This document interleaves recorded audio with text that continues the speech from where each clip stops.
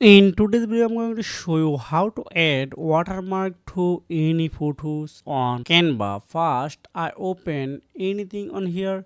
Example purpose, I upload. This is a card actually. If I open another one, here are type. So you can see this is a nature. So I want to add a watermark. So now click on the text and add heading.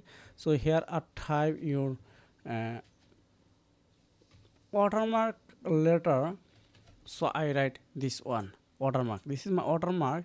So now click on transparency, then you can keep it okay. This it. This is my this one.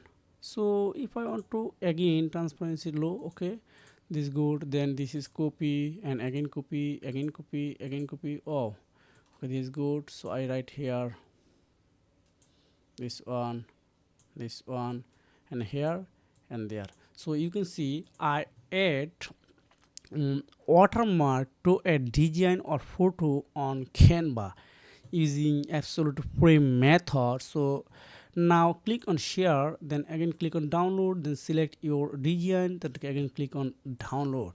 So this is a very easy work. So this Canva link I will attach in my video description below. You need to log in and create this design. You can see, wow, it's already working and looking nice. So if you have found this video helpful for you, make sure like and subscribe this channel.